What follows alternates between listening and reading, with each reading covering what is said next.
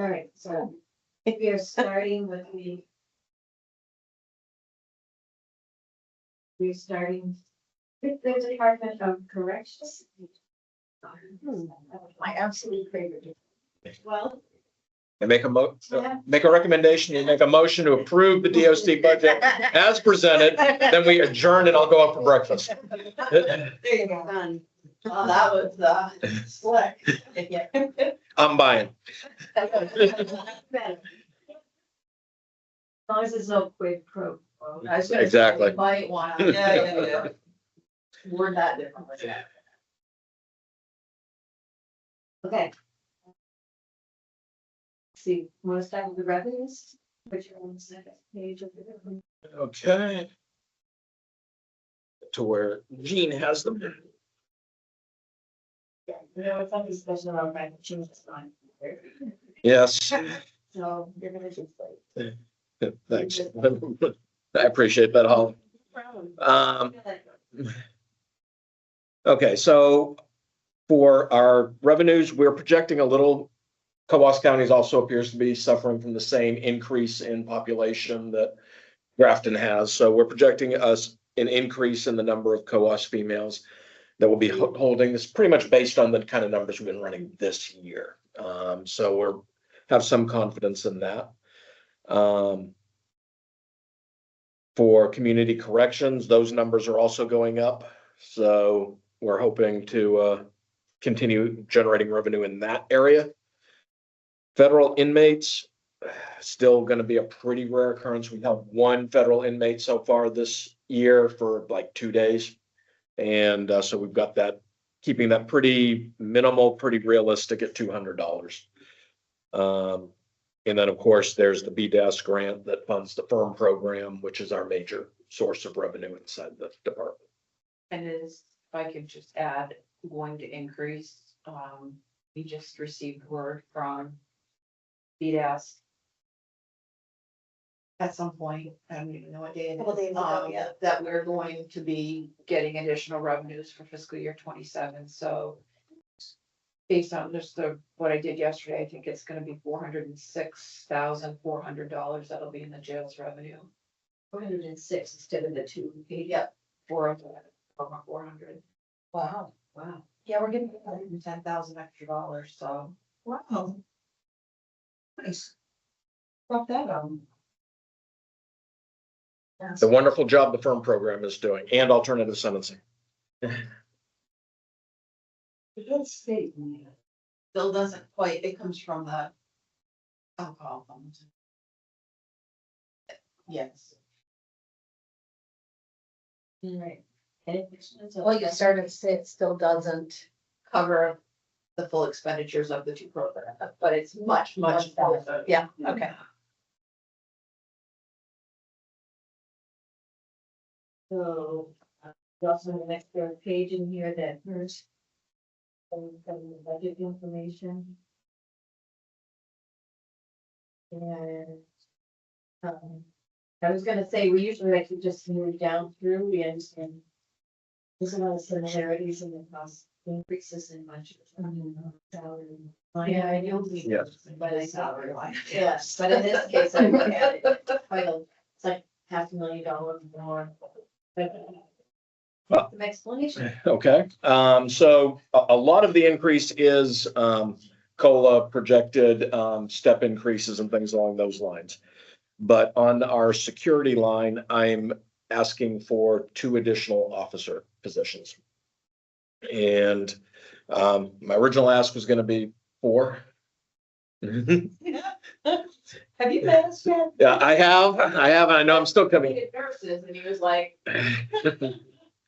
And then the nurses came about. Where these 2 positions specifically are going to be targeted at, and you all toward the facility, our maximum security post C is where we have the officer stations outside of the housing areas, and they have 3 housing units around them that they supervise. That's where our maximum custody inmates are. That's where the ones who are in disciplinary confinement because they're causing problems in the facility are housed. That post is designed to be a 2-officer post. Yeah. There should not be an officer going in with the inmates without an officer outside there watching, observing. And how we have, how the DOC has managed to get by without it is they use a tablet that the officer's carrying into the unit that controls the doors. It's an efficiency increase, it's a security reduction. And my original reasoning for 4 officers was I could staff a second officer on that post and cover what truly is a need there. Recognizing that 4 officers wasn't going to be a budget request that I could achieve. My thinking is if I could get 2, I would have the inmates allowed out of their cells 12 hours a day. So 8 in the morning till 8 at night, those inmates would be allowed out, would lock down at 8 o'clock at night, and then we could go to 1 officer on the post. Question, I'm probably the only one not missing it, but how does having control over the doors increase the security? So it's not the officer's personal security and having to go in there by himself with no witness, it's preventing them from. It's a matter of, it's both. So the, Okay. having another officer observing, controlling doors, being Yeah, able to call for help, open doors when Yeah. more help arrives. yeah, All of that is part of having an officer at that station. yeah. But the security aspect comes in. So the tablet has, is there anybody from the public on this? No. Okay, But it's gonna But go it's on on, you. it's being recorded. okay. Yeah. Yeah. The tablet is capable of being deactivated by the officer if the officer to be quick enough, if he was jumped. But if he was jumped and wasn't quick enough to deactivate the tablet, whoever got the tablet would be able to not only open their door to get out, they could open all the doors in all of the units. We could suddenly have 30 inmates out in the officer's station. It is a security risk. And it's one we've been working to try and address the security concerns over time. And this is the next priority on my list to try and address. Have your officers been talking about this? Have the officers or the officer who's doing the max unit, has this been a real worry? Yes, so our training incorporates it. The officers do understand it through training, what the risks are, how they have to respond if that were to happen. Yeah, It's not that the officers are coming and complaining. It's for the vast majority of our officers. We have very few who've ever been in any other detention facilities. It's what they know. yeah. Okay, thank you. Yeah. And you weren't the only one. I was going to have a similar question, but I didn't know how to phrase it because of the security question. So thank you for giving us that information. How do you handle it now? Do you have the inmates in their cells when the officer goes into that area? The officers going into those units with the inmates out with that tablet. I think we've gone in and they're out. Mhm. That was. Gone in that area? Yeah. Well, I have Yeah. that. Just that. Typically you don't go in, you go into like that control area that. No, I went into when Commissioner Lau was here because there was a constant joke about who was in there. Well, I met shouldn't say anything. I don't believe we've gone into any of those housing units since I've been here as the No, we superintendent. haven't. We have gone to Post Charlie Yeah. on tours. Yes. And if we were gonna go in to one of the housing units to inspect it on any of the tours, I would lock the inmates down for that portion. Twice to the first and superintendent. So that is the principal portion of at least the new spending that I'm asking for on the security budget. But part of the other increases in our personnel costs, we burned through our overtime badly this year. And in years past, the jail, because there's been so many vacant positions, when overtime has overspent, we've drawn from lapsed salary money, and we no longer have that situation. We have so many hospital details that we've had to send officers on, has been a huge consumer of it. But also, when we're fully staffed, all of those officers need trained. So when we were running 10 vacant positions, that was 10 positions I didn't need a week of overtime to get their annual training in. And now we have to budget for all of those positions to get their training time in. So I don't see the overtime line item. So there, it's within the crowd lost. It's in salary much. It's part of why they. So the cost for the 2 additional officers is $147,000 in salary, $48,000 in social security and pension, and another $43,000 in health insurance.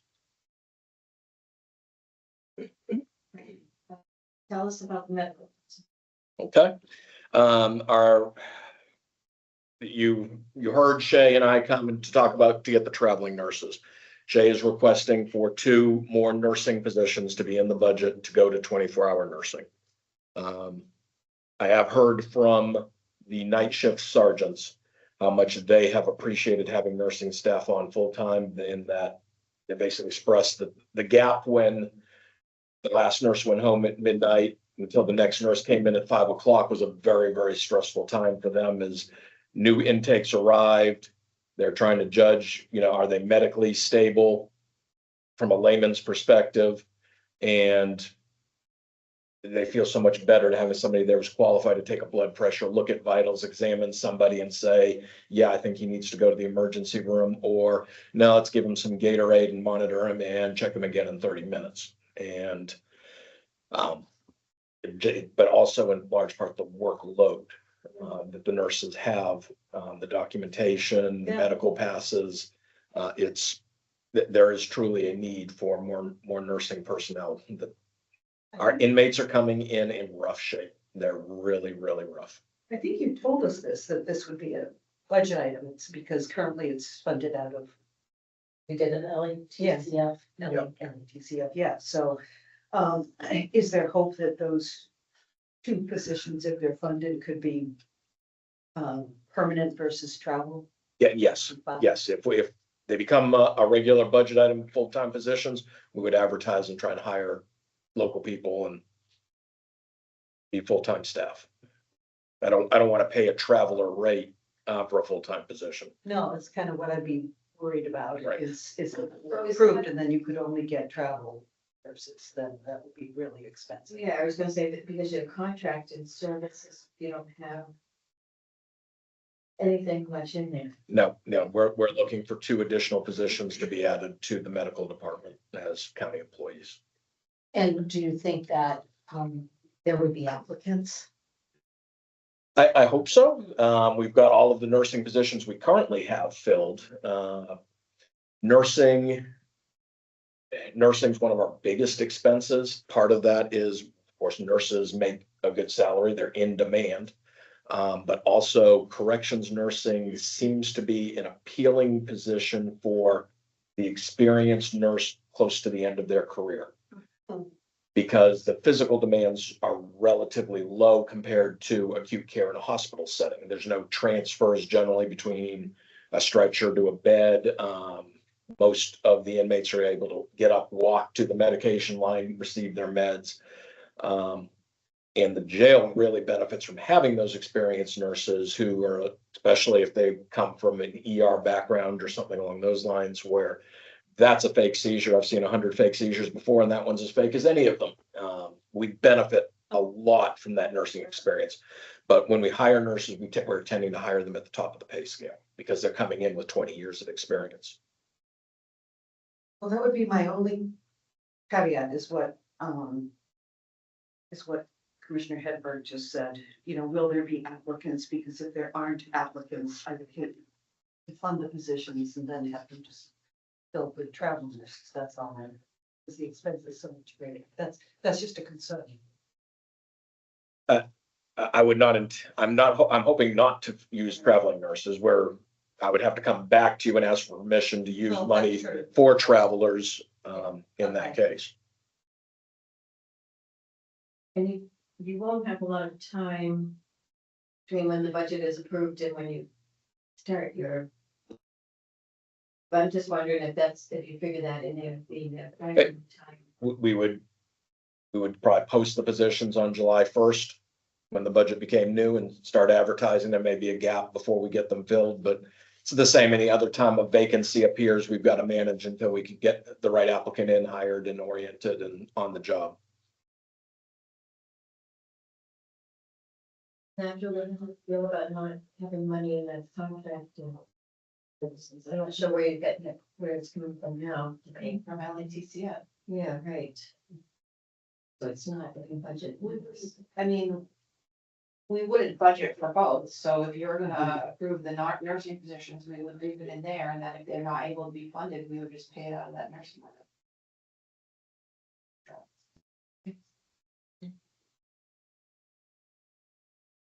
The good news is that's the only 4 positions I'm asking for. Let's talk about consultants. Right, anything else in that top area?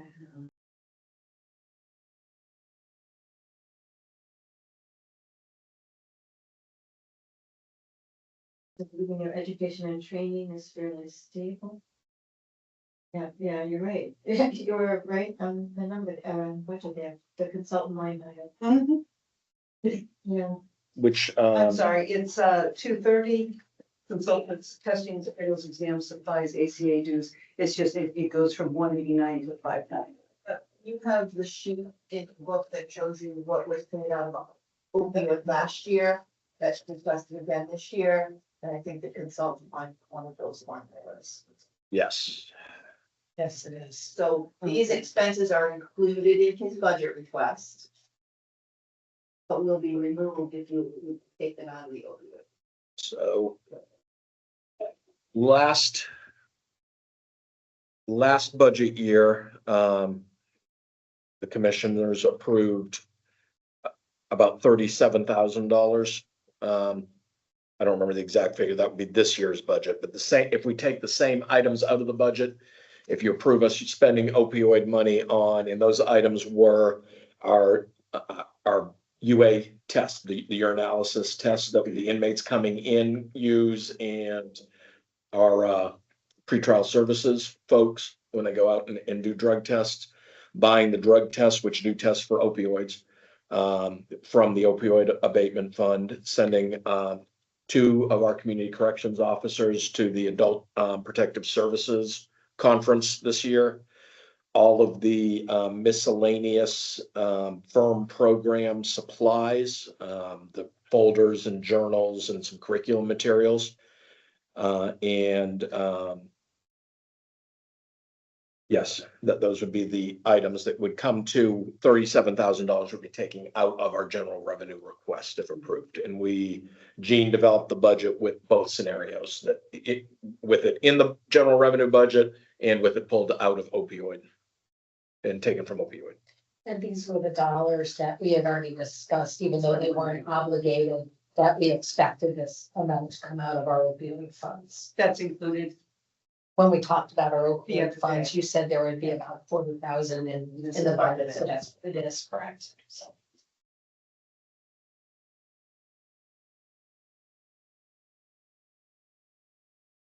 Oh, 370. 6,000. So wait a second. Okay, so did we talk about this before? 292? The mental health consultant, each consultant 40,002. Okay, yeah, no, we have not talked about it yet. That is, so we currently have our contract with West Central Behavioral Health, and they supply our mental health clinic, which is 4 hours a week done through telehealth. Halfway through this budget year, they let us know that they were going to be increasing their costs effective immediately. And their argument was we didn't have a signed contract with them for that year. We pushed back.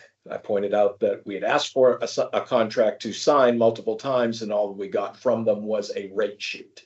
And the rate sheet was carried over the same rate that we'd had the prior year. They agreed to honor the rate that we budgeted for, but let us know to expect a large increase.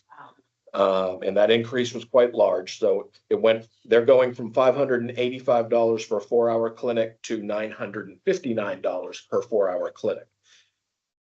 We are pursuing other alternatives, and we have currently one of our part-time per diem nurses is a family health nurse practitioner. She just completed her psychiatric nurse practitioner. And I've requested basically asked if she'd be interested. She's working in the state prison already. And she's bringing us a contract that I'd like to pursue that would keep our costs very close to what they were last year and increase from 4 hours to 6 hours. So Nice deal. there may be, yes, there may be some room. She's thinking $600 for a 6-hour clinic, and that would be in person rather than telehealth.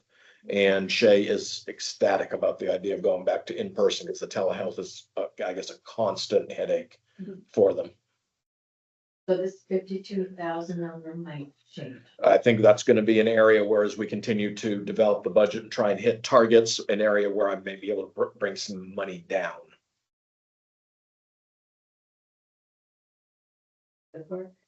So then for me, $370. $6,000. I'm sorry, so it's line item number 370, dues, license and subscription, law library updates. So the law library we currently supply a paper law library. So any pro se inmates or any inmate who wants to access the law library to prepare an appeal or make a motion or things along those lines goes in there to access it. That is another area potentially, assuming we get this RFP, we get a contract. One of the things I've asked for those communications companies to supply is an electronic law library at their expense. That would always be up to date, and the inmates could access on their tablets. We wouldn't need to move them to the law library. And it would no longer be a matter of if one inmate's using this book, no other inmate can actually access that book. That all have access to it at the same time. The increase, let me run through.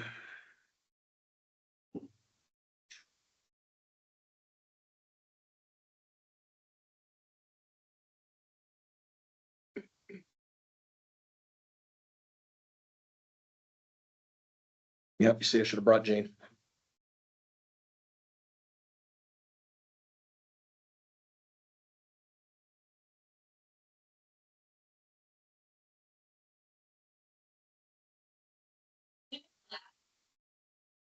All right.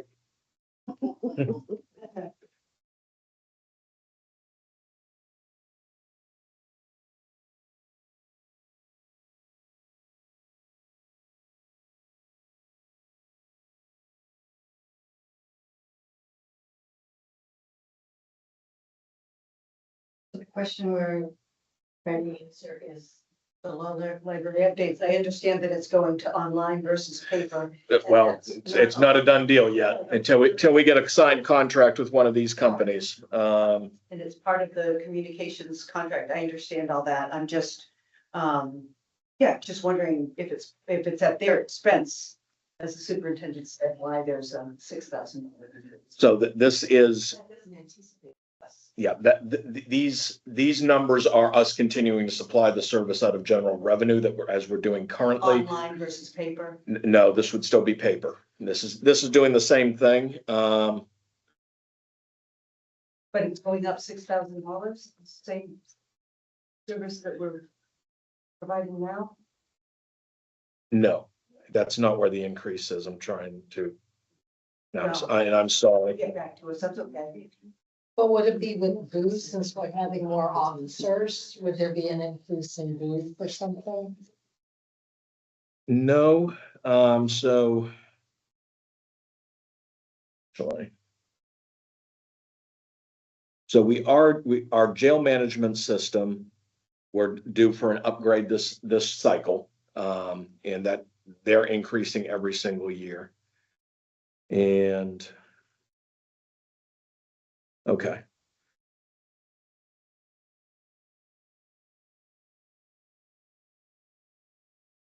So out of this, what we have in here is our program staff licensure, their CRSWs and their LADACs.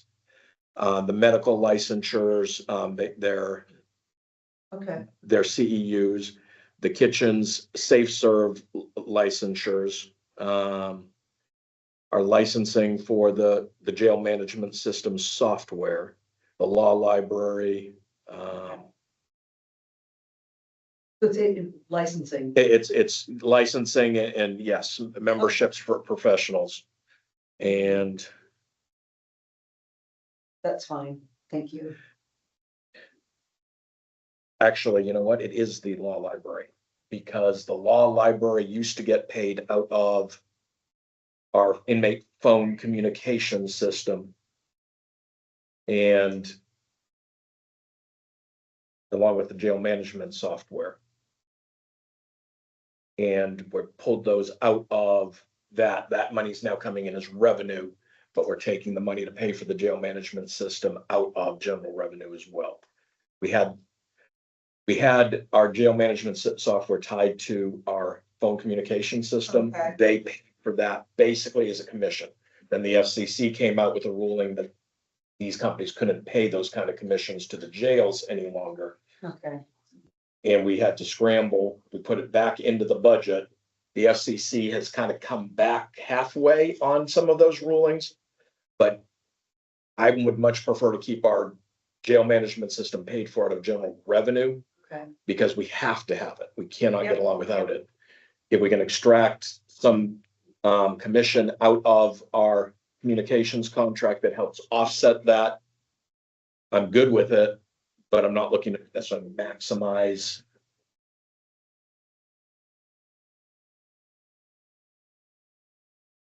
Like the meals and laundry, I don't wanna assume, but I think that's just, That's census. It's census and inflation. And backing up a little bit, I know that it's not a big dollar amount, but postage went up a fair bit, and at the 6 month, we're only at $900, and it's increased to almost 3,000 The under postage, line 380. postage we have really burned through this year. So that had that the actual is only 927 at the 6 months. Some of the postage. So we do have a rate increase on our postage machine. But we burned through the postage this past year. We had one inmate in particular who probably consumed a very disproportionate share of that, was filing motions with the court 10 to 20 times a week. And they were all legal documents. The courts did give us $500 in reimbursement on it, but he consumed Okay, well more than that. And this is our estimate on what we were going to be needing based on what we spent last year on it with the rate increase. I mean, we've been hearing about medical. Well, Oh, the major increase in the medical line is simply how much we've consumed in services. One of the few new purchases we're looking to do is buy 3 hospital beds for the jail. The jail had 2. One of them came from the old facility and is in very poor condition. At our peak so far this year, we've needed 4 hospital beds in the facility. We were able to borrow 2 from the nursing home, but there's no guarantee they'll always be available. So medical is requesting 3 new hospital beds for the facility. Keep the one that's in good shape, and then that would, if we reach 4 again, we would be able to sustain that inside the facility without having to ask for additional help. Can I just go back for a second? I'm just curious for the postage. Thanks for that explanation. So the jail I don't mean to sound too simple, but if an inmate is filing these whatever. Appeals, motions. Yeah, that's at taxpayer expense. Oh, the inmates have a right to due process. Yeah. And where that money should come from, we can make arguments about, but we can't deny them their due process and access to the courts. So, So, yeah, like you said, you can make arguments about where that money should come from. The idea that it should be on the backs of the property taxes is property taxpayers as opposed to the state or. yes, and so the courts, I think, acknowledged that maybe they had a piece of that, and is why because that the courts initiated that. I didn't go to the judge and say, you need to be paying for this. The courts initiated it, I think, in recognition this pro se inmate was being extravagant. But if the inmate is mailing legal, Yeah. due process related documents, we will put it as a charge against their account that they owe us money. But if they don't have any money, it's still going. I don't deny them their due process based on their ability to pay. I said, yeah, of course not. If they do have money in their account, we can reclaim it. Thank you.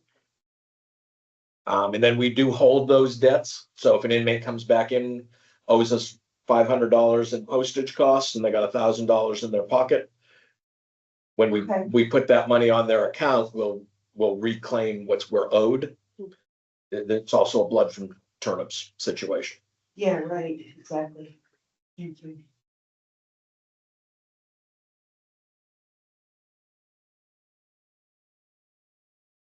Those insurance. Yeah. Kitchen equipment, just inflation, tariffs. It must be something, it looks like it's $10,000. So we do have some big items in the kitchen under capital.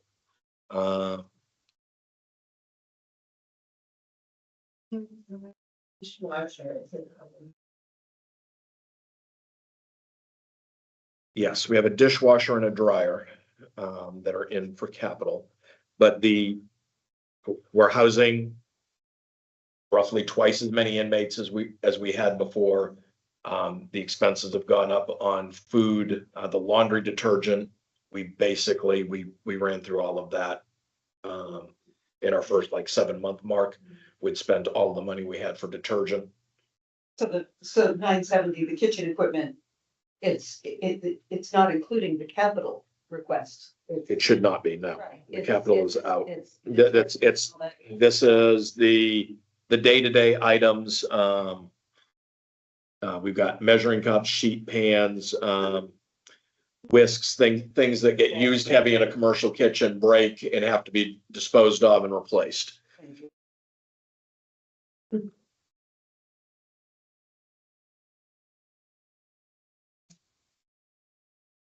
Well, do we want to move to the community corrections? Can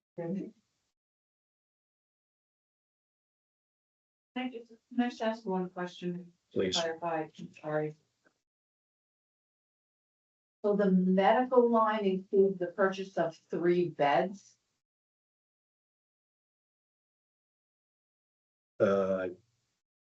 Yes, it should. I think those would probably then have to be a capital item. I think they're fairly expensive, at least the nursing homes we buy a bed. I don't think ours are gonna be as nice as the nursing homes. We're wanting as little powered equipment on it as possible.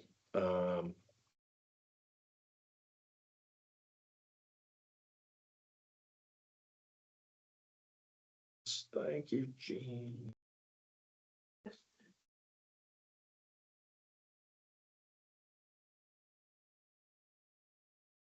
The 3 hospital beds are gonna be $1,750 a piece. This is the 3 that we're looking to purchase.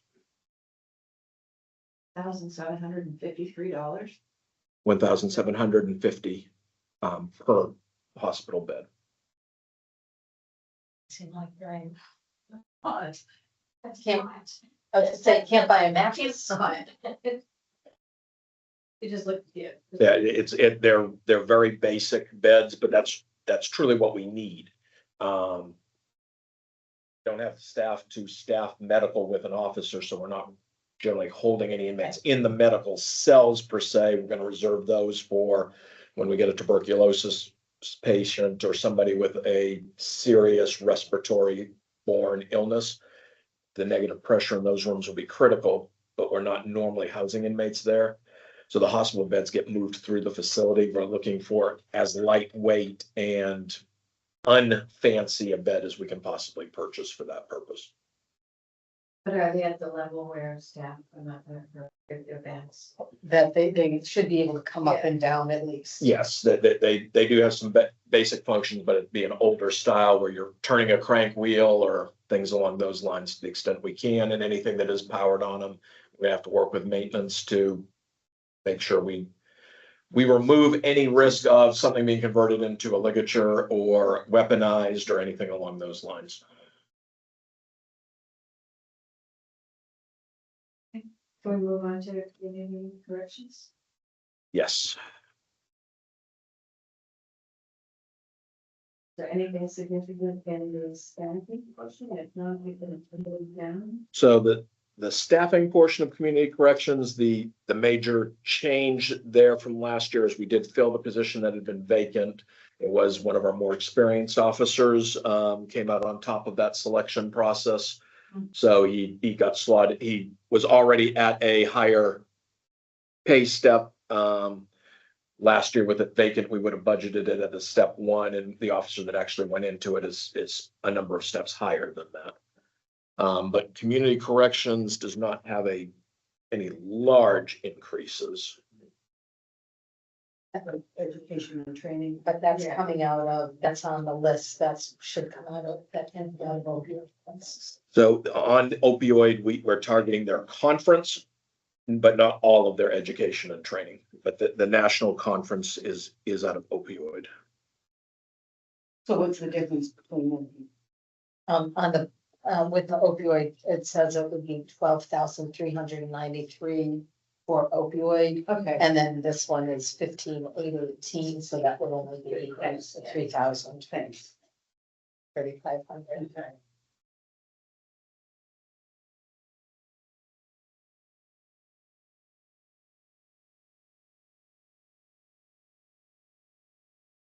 So with the things coming out for opioid, which would be their conference under 170, that would reduce that request from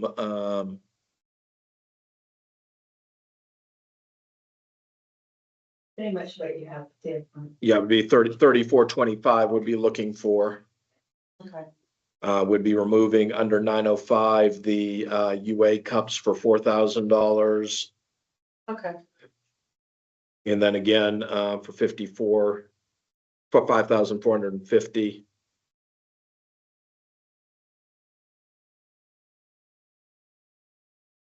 That was the previous one. We are budgeting for a new laptop for our Operation Impact Officer.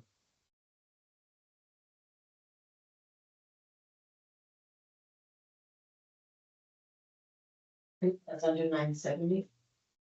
That's under 970, yes. And we have some new, we need tires for the cruisers. We've got those in the budget. A new portable breath test.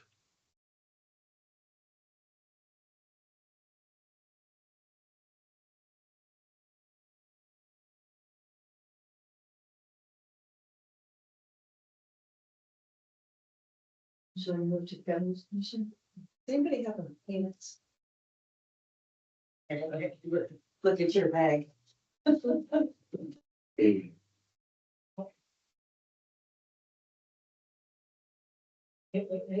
gave them to Julie this. I know, that's why I knew. Thank you. I think that we can be the end of them. Looks like this is. Standard.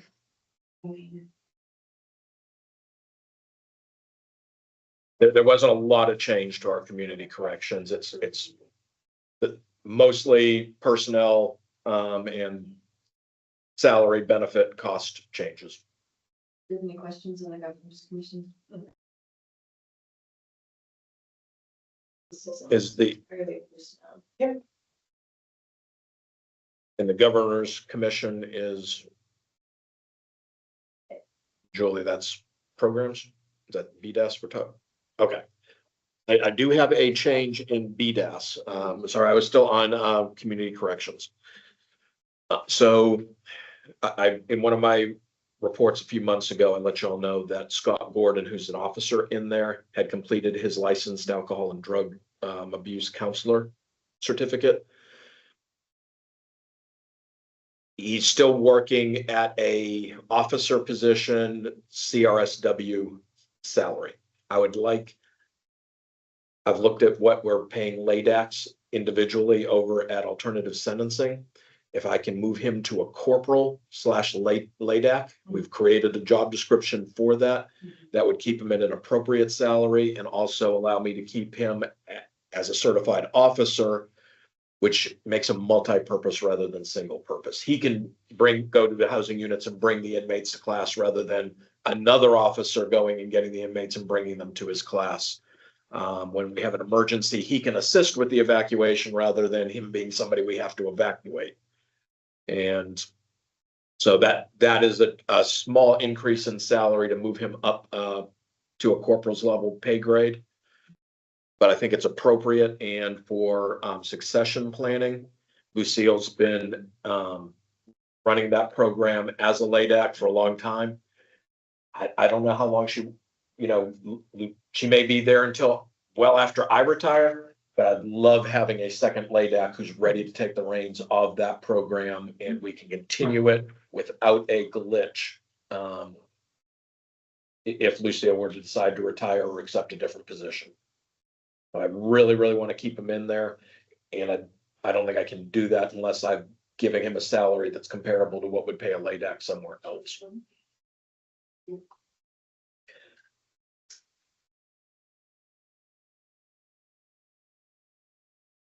Move on to capital outlay.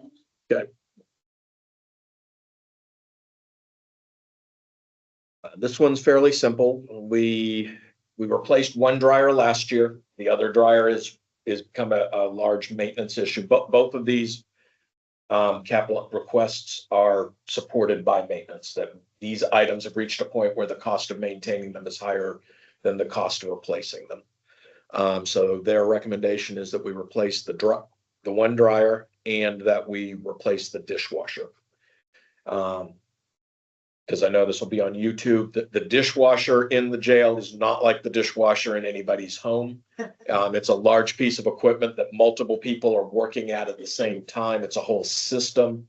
We have to have that dishwasher working correctly. The Department of Health inspects us just like they do any other commercial kitchen.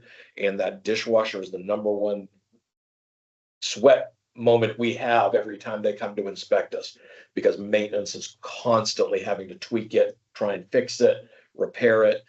We test it daily to make sure that the temperatures are at the right temperature. It's reached the end of its useful service life, and maintenance's position is we need to get into it.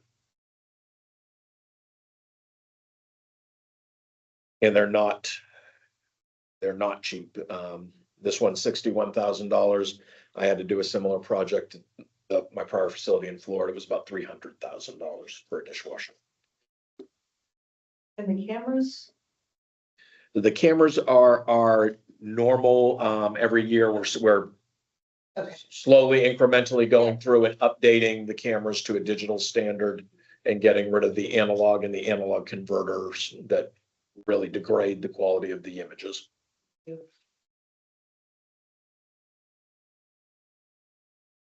What's the overall?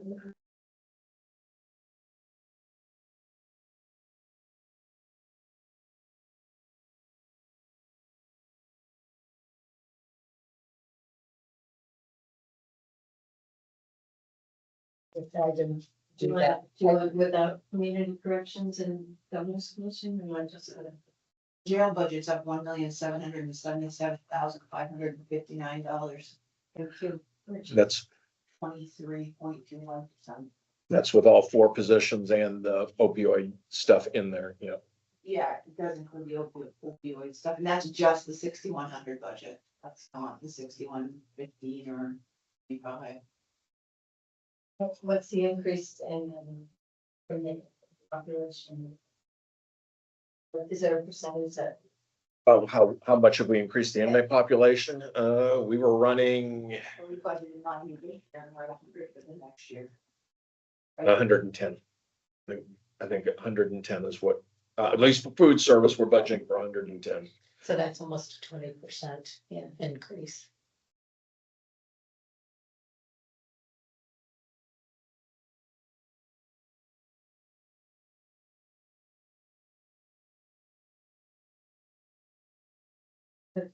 The total cost of of that increase, the new positions comes to $579,500. That's. So of that $1.7 million increase, almost 600,000 of that is the four positions I'm asking for.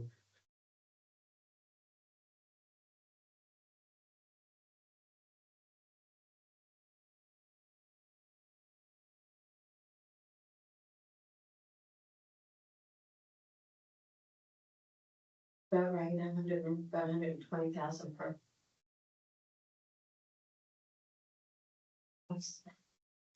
When you add all the, People are the most expensive part. Unfortunately, they're 90% of our Yeah. operation. that's a pretty average figure for most organizations. Thank you. Are you sure you mean that, Commissioner? No, I think we did well with that. Getting your bills. Okay. Information. Yeah.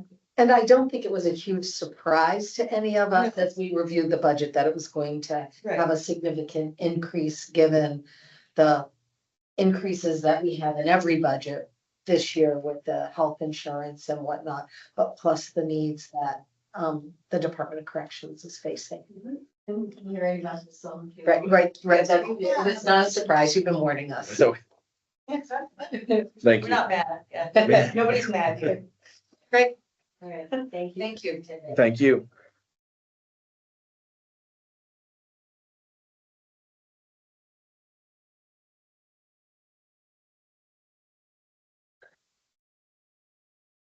Thirteen. 13. Enjoy your breakfast. All right. I'll go back and tell Jean that I probably made it to C plus without her. You did fine. You did great. Thank you. We'll be there at our next meeting. That's when you're. The end of April. And End of the End of next time April will he's be the on. next time I have my regular report. Yeah. Thank you. Thanks. Thanks. Oh, yes. Yeah, it's 4:40. Farm manager. Oh, we are. Come on. I was thinking we were like 20 I minutes know. behind. How we doing today, We're ladies? doing great. How are you? We are not behind than we thought we were. So, or I thought we were. Boy, I'd rather follow a report that was real good news, but. So let's just move on.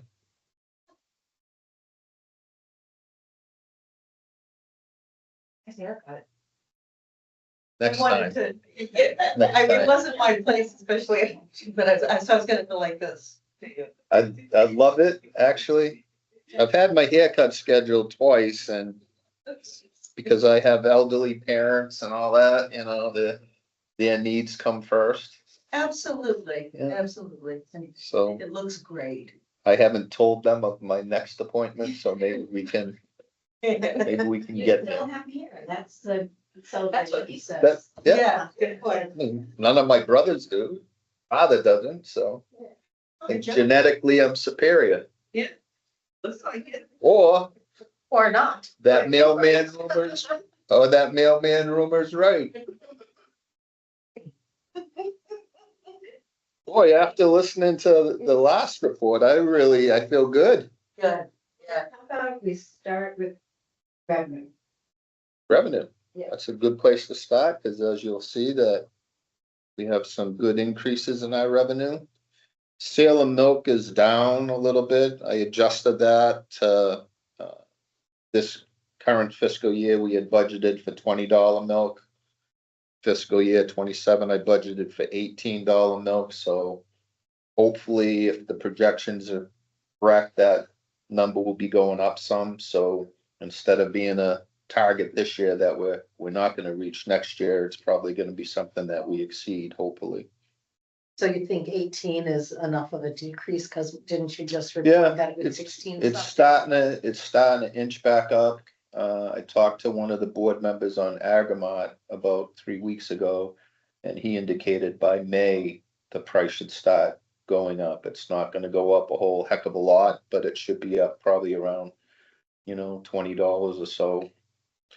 So 18's a little low, but I can't account for the first couple months of the fiscal year.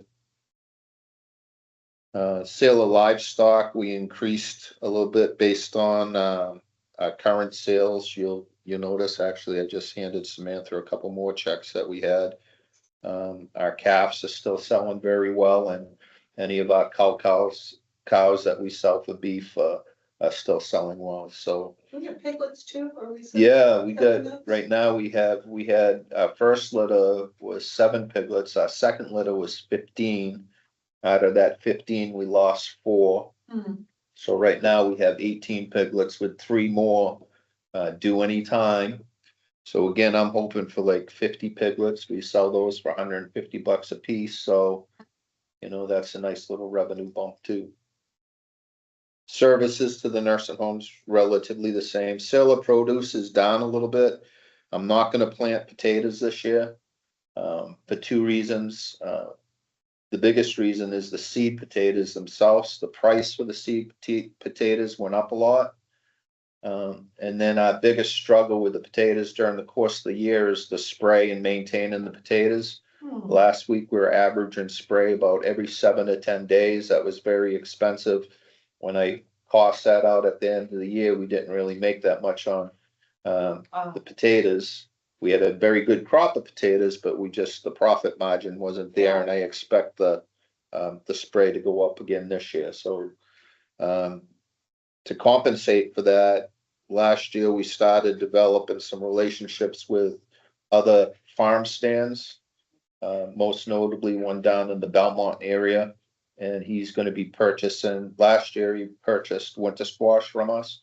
This year he's gonna be purchasing some gourds, decorative pumpkins, winter squash, and some other things. So I think we can make up some revenue there. And he has another farm stand that's interested and dependent on our crops, selling those things in that avenue. The miscellaneous farm revenue, I bumped up just a little bit based on what we're making now. I plan on continuing to use some room in our heifer barn to board outside heifers, which is giving us a little bit of revenue, and then that's other sales, sale of feed corn, so on and so forth.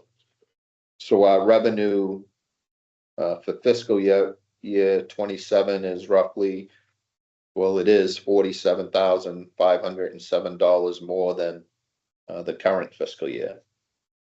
And just to give the commissioners an update on my projections for fiscal year 26, you probably heard it the other day at the executive committee meeting. We're above where we should be at this point in collections. That's even with the price of milk down, and I do project that we'll have more revenue than we budgeted for this year, so that's a good thing too. What wood are we selling this year? Cause you have 40,000. Oh, yeah, the $40,000. Well, I was on the Jim Frome plans a couple of timber cuts. He's gonna be marking pretty soon, so he projects those will be in the next fiscal year, and the stumpage will be around $40,000. And hopefully it's like his last stumpage estimate, which was a little bit low and came in a lot higher than he anticipated, so.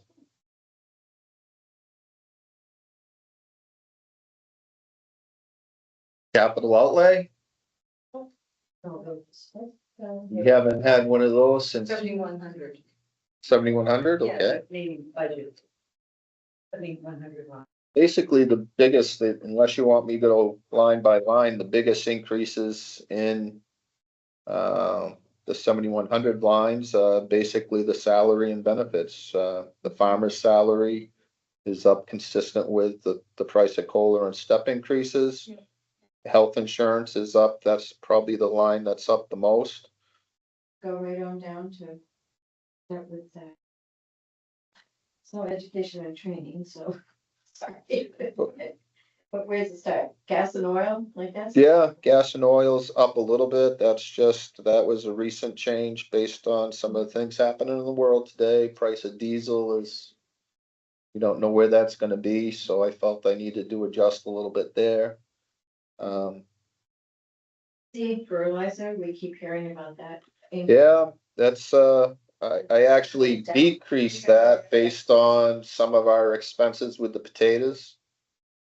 We do still, we're gonna have to find a different avenue to spray our corn once we plant that. We're looking at a couple options now.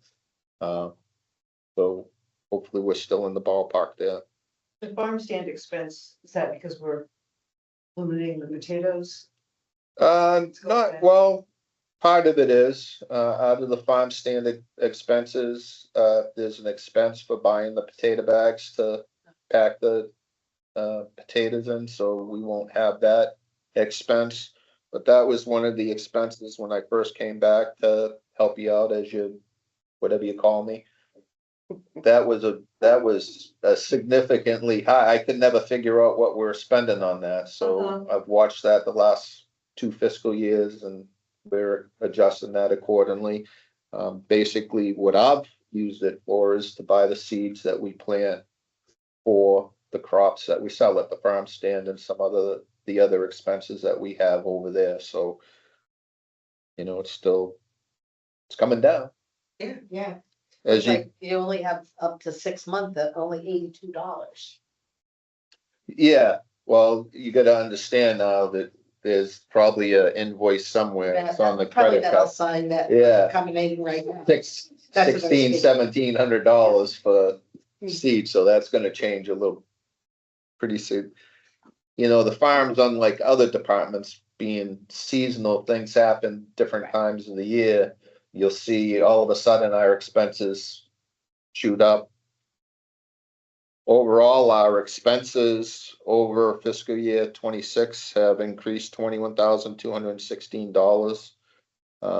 Which I think is personally, I think that's pretty good. Budgeted deficit for fiscal year 25 was 266,000. Budgeted deficit for the current fiscal year 26 was roughly 229,000. So we went down a little bit with my budget last year. This year's budget for fiscal year 27, what we're asking for, the budgeted deficit is 203,000. So that's one of the things that you tasked me with, is bringing that number down, getting it better with the revenues, so I think we've been able to do that.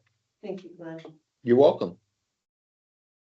And considering, looking at the salaries, and health insurance and everything that's going up, the increase that you mentioned is only about 3%. So I think you've done a good job with the expenses.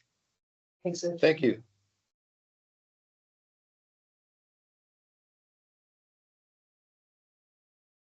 what now that out there? The capital outlay, so we haven't really had a significant capital outlay request, I believe fiscal year 17. I know you hear this from every department head when they come in with their budget, these are the things that we really need. Well, as I mentioned, a couple months ago, these are the things that the farm really needs. We have a manure spreader. We have 2 manure spreaders currently. The newest one, I think, is about 12 years old. We have some issues with it, just normal wear and tear. The other one went down this past first part of the winter, and basically it's rotted right through the back. So a manure spreader has two giant augers that take the manure down, shoots it outside of the manure spreader. There's no easy repair for that, and if we were to repair it, it could potentially be one of those type of projects that we just keep repairing and repairing and repairing. The reason we need two manure spreaders is if we ever had one manure spreader go down, we don't really have any way to get the manure. We do have ways, but none of them are easy, especially in the winter, getting the manure from the manure chute down to the manure pit and vice. And after that, getting the manure onto the fields. So the manure spreader is important. It is expensive. But after hearing the price of a dishwasher, I feel pretty good about the manure spreader. The other thing we need that is relative to the crops, we had a 8-foot tiller. I don't even know where it came from. It's been part of the farm machinery for years and years and years. It's a very old piece of equipment that we've put together, you know, pretty much every year to keep it running. Last year, the last time we used it when we're weeding some of the in between the rows of the pumpkins, it pretty much just, it's gone. It's nothing that can be repaired. So it's an item that we need. And then in the heifer barn, when the cows lay down in their bedding sand or whatever bedding we have out there, we call it a breastboard that's on the bottom. And a lot of times the cows will put their breast up, you know, up against it. So they'll don't go too far in. All those boards have been broken and they need to be replaced. And that's that. So there's a total capital outlay request of $66,000.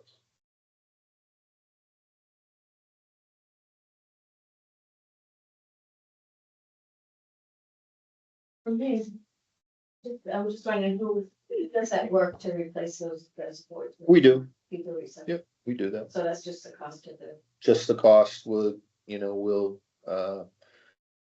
find somebody with a sawmill and have the boards cut to the lengths that we need, and we'll do that ourselves.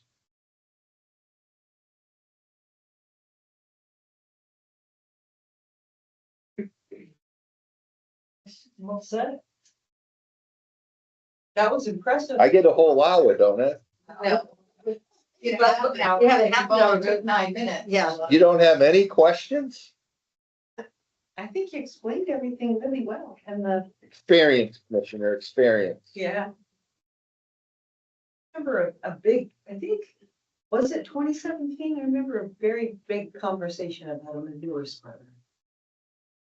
It probably was, that's, Yeah, I think. I think it was. you know, and these are things that you know, I suppose you could go out and try to find one used. That's what it was. I think. You know, my theory on that is, you know, if somebody's selling something, unless they're going out of business, you Right. know, are you buying somebody else's problems? Yep. I'd rather be No. responsible for No making sure we complaining about- upkeep a piece of equipment that we purchase.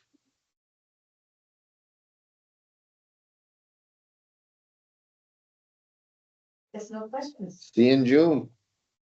With a haircut, maybe. Go back I to think we see you 1968. before that, but not with the budget. Yeah. Thank you. Okay, thank you. Nice. Have any commissioners this year? No, or other things. I have a question about next week, since we're not having our meeting on Tuesday. But we are having a budget. Do you need me to come up on Tuesday to sign invoices? Cause I know Thursdays are kind of late for you guys. We already talked about that. Thursday's fine. All I know is you're not coming till Thursday. I couldn't remember, so I just wanted to double check. No need for a special trip. We'll be just fine till Thursday. Thank you. I'll go to the bathroom. I have a question that's about, the National Association of Counties. Is it the annual meeting? The one is- Yeah, and just what, I think you have to do, I think I have to get registered for that before. You can do the room or any of that other stuff, so. I don't know, that's something that we should. Do if that's, if the money's in this budget or in. A current year budget. Or how you wanna. I went to try to look at it, and it seemed like you really couldn't get the information. To register for it.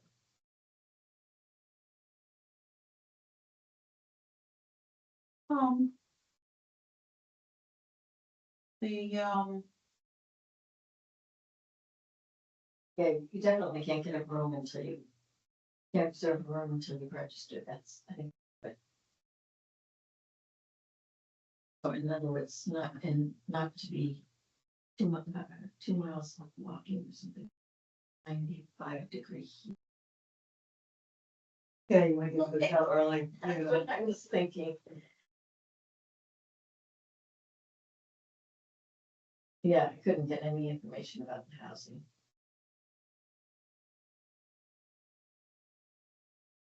Yeah.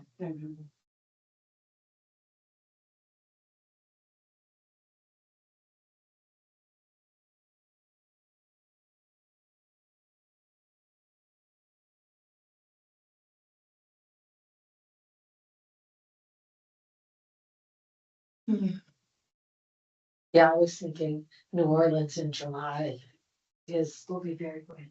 Yeah, Humid. yeah. Yes, one that you do want to stay near to the Oh, yeah. convention center. I was thinking, I mean, if you're. And get your registration done. Okay. I was not aware that you were, I didn't know you were planning on going, so I didn't know that we. about it. It may have just been us. Oh, yeah, I think we all pointed to you. Like That's it's your it was your turn. turn. Right.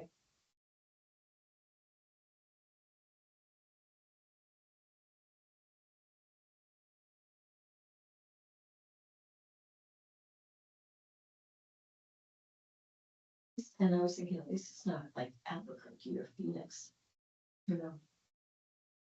May not be 110 degrees and 80% humidity.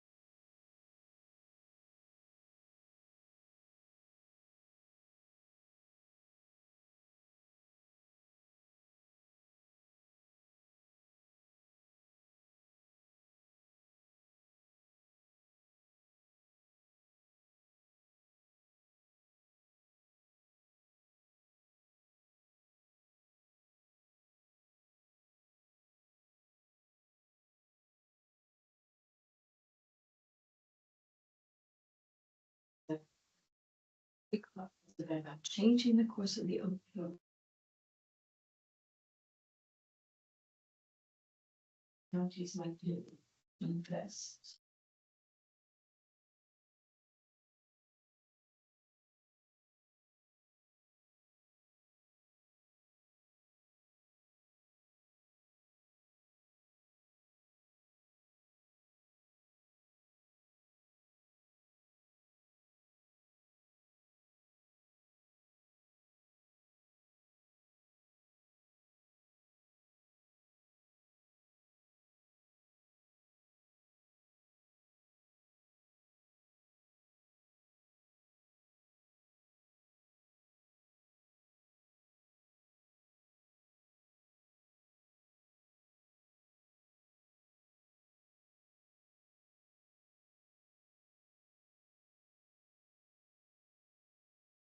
Not from my perspective.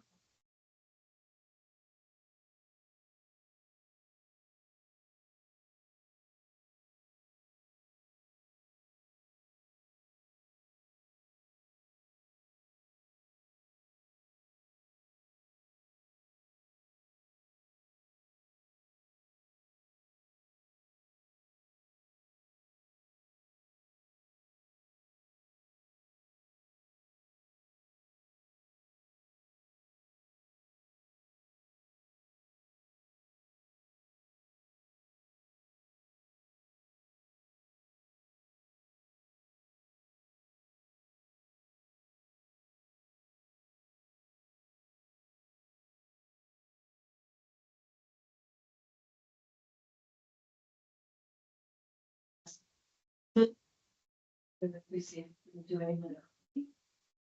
Or just do on the times.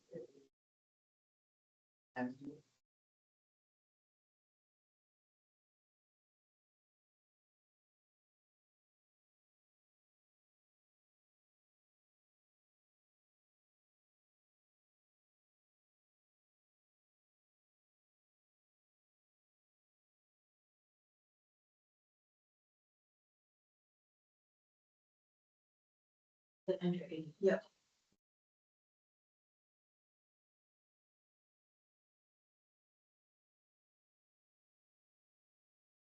The green line's going a little early. No, let's keep your schedule rolling. Yeah, ready for you then. All right, so how would you like to attack this? Do you want me to?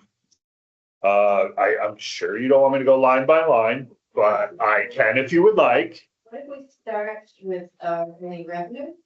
Okay, so revenue, I can go over. There's two revenue lines that are really affected, that I have a lot of control over, which is the dispatch, which is 4012-002.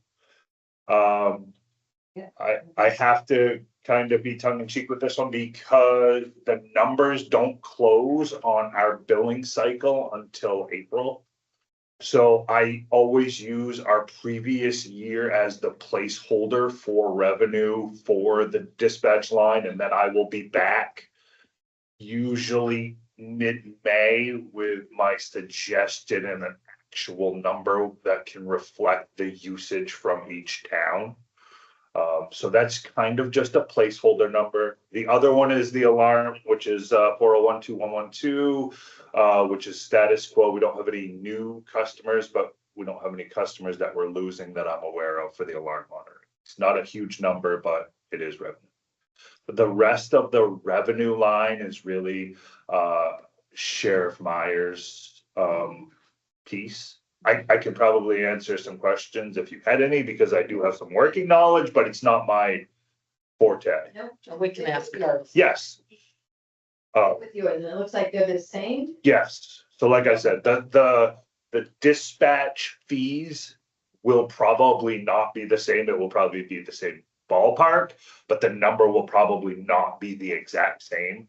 I do have to analyze the numbers from each town. There are some, town of Northumberland has not had a police department for approximately the past 6 months. So those things that happen in the world that do affect some of our numbers, so we'll have to see when those come in. Any questions?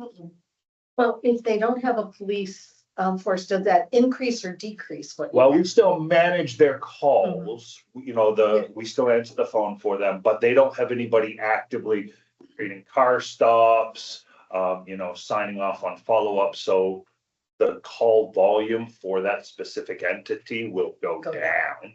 It's not eliminated, but it will go down. And we have the buffer in place. We don't go down on their town number by, we have a cap, minimum and a maximum, just because we know that, in 6 months, they just hired a new police chief last week. So they could have 4 officers in 6 months stopping cars and, Right. Back to the same call volume that they had in FY 2025. Thank you. Okay, so let's move. to Your expenditures. Don't have any questions on this one either. Yeah, the expenditures, kudos to Sheriff Myers. She did do some housekeeping on her department's cell phones. She was able to eliminate a couple phones, so we were actually able to decrease our telephone line only $1,000. But again, $1,000 is $1,000. So we had a couple phones that were not used, so we were able to eliminate those from our plan. So you'll see that was a decrease. Lease communication and equipment was a decrease. We actually paid a couple of our contracts in FY 26, so there was no reason to budget for them, so that's down slightly. vehicle repair and maintenance. We got a new vehicle, a new to us vehicle to the start of FY 2026. So I was unsure how much money we would actually be using.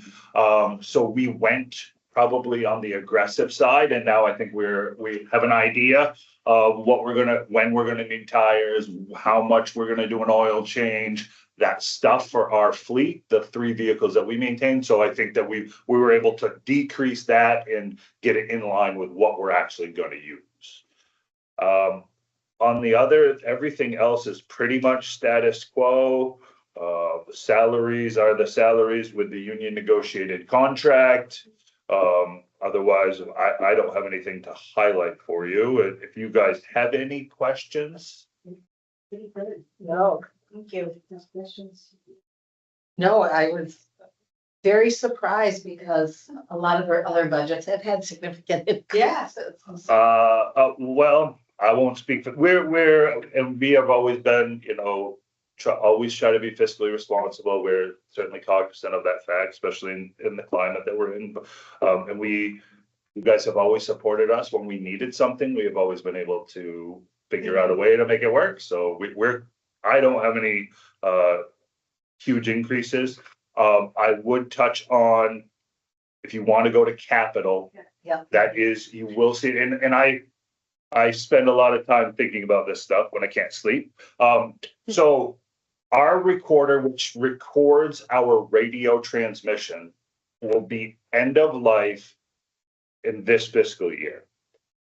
I put in money to do an upgrade to the device. I have been creating this budget for, I don't know, 2-3 months. Last week, or maybe the week prior, the company that we have used for 10 years, New Hampshire based, sold. So that makes me concerned about the process of continuing to use them without more due diligence, because I don't know what the sale will do to the company. They're New Hampshire based. I know the owners. We have a very open, so I have gone back to them and said, I would like a quote for a 1-year bridge, if you will, so that we could possibly see if there is any effects of the sale. So the $27,600 upgrade, I may come back to you in 3 weeks or a month and say, I would not recommend doing that currently, but I wanted to make sure that we put it there if we need it. I'm concerned about doing it without knowing what direction the company is going to go in. So Smart. it's there. I'm not sure that it's going to be what's best for the county, but I just wanted you guys to have all the working knowledge that I have.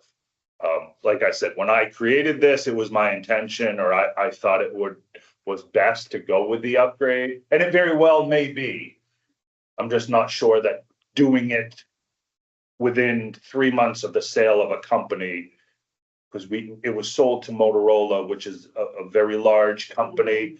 They have a history of buying smaller companies and then managing them differently.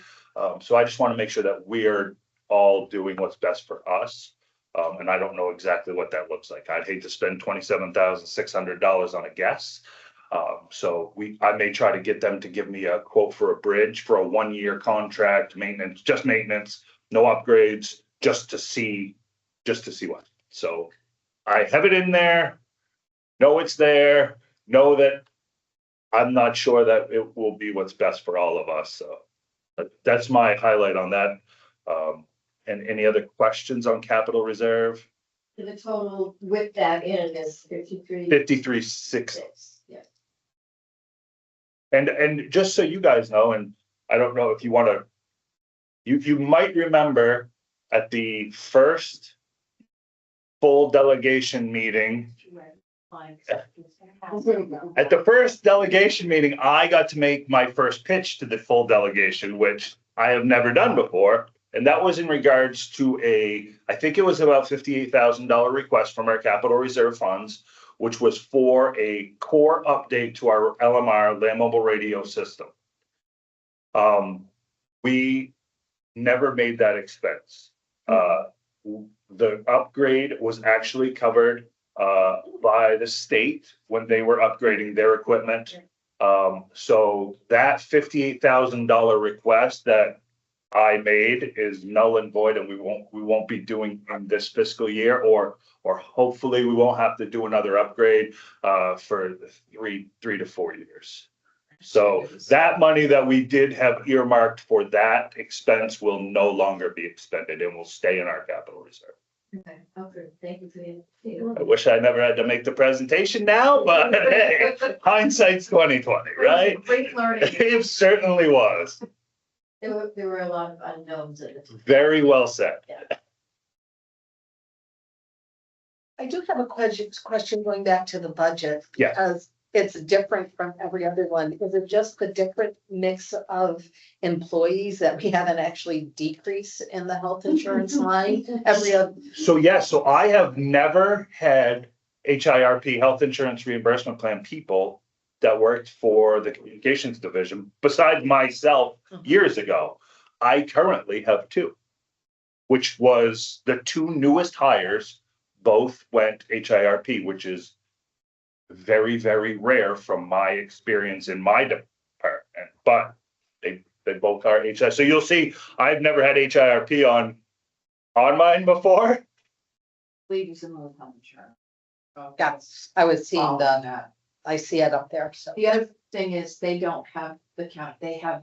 Oh, you have the other And their insurance. insurance only went up 10%. Oh, okay. So combine those 2 factors, because I spent a lot of time looking at my spreadsheets in the background saying, like, if I write these to the commissioners, are they going, I have to make sure I know why, because again, I'm, like you said, I'm guessing there was not a lot of decreases on that line besides ours. There are very, could be the only one. I bet. The questions. We had a lot of family plans, and I actually have 4 single plans now, which is, I'm sure that's also probably more, mine is very diverse. I have 4 singles, 4 twos, and 4 families.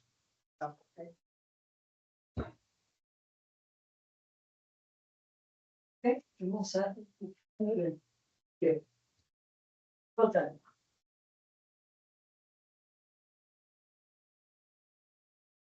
Sheriff, I went early. I see that. Any Here for the questions. The only thing that I discussed about in regards to your budget was on the revenue side. I explained dispatch fees and the caveat being, I don't know the numbers, and I did discuss the status quo of the alarm line.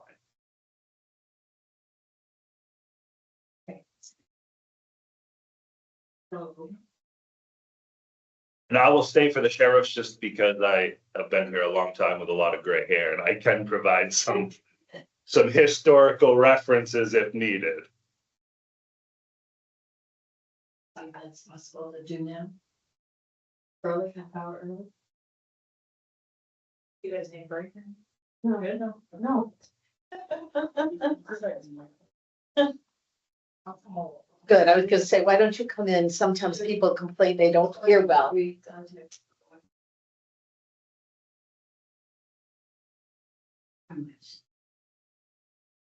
Just to prevent anyone saying they don't hear well, so. Like to do is start with the revenue piece and then move into the.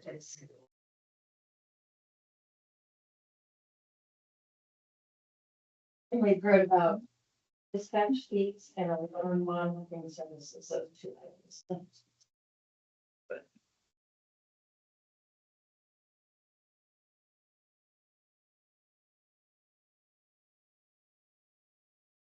Right, yeah, so as of right now, we're on track to make over what we had in last year's budget for dispatch or sheriff's department fees, which is for like paper services mainly. He went over the dispatch fees. court bailiff, we've had that number for quite a few years. It's all reimbursed, for the court security. Reimbursement for DCYF transports, that's any juvenile transport that we do for the state. Sale of equipment, I put 0. We're only gonna request 2 new cruisers in the next fiscal year. And our thought is we have 2 very old ones that are kind of getting to the point where it's gonna be more money to fix them than might be worth it. So we're gonna look at trading those, using those 2 to trade. So you'll see on the capital, we put in 60,000 for a new car, and then it's 20,000 to upfit it. So we're hoping to be able to cut that number down by being able to trade 2 of our oldest cars in. So again, we put 0 for that. Special duty assignments, that's any detail that we work. Just briefly, we bill out $100 an hour for a detail. The deputy is paid 65 and the rest goes to the general fund. That's kind of how that works. We did lose the Great River Hydro detail last year to Littleton. We just got word that they got that again for this year, so that's kind of where we see a little bit of a decrease in our detail line. That was a summer-long detail. Every weekend we worked it, and every holiday weekend there was an extended day. And then district court fines, we always just leave that in there just in case we do come across something and they have to pay us for whatever it might be. We went over the alarm monitoring, and then district court prisoner transports. We've seen a huge uptick in transports. So we're predicting that that number will be higher in the year to come. And then the grants line, we always get the marijuana ratification grant, which was typically 5,000. That got up to 7,500 for the up and coming year.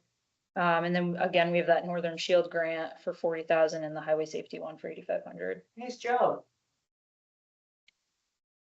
That's where we're at for revenue. Okay, so usually what we do is there's not any changes in personnel.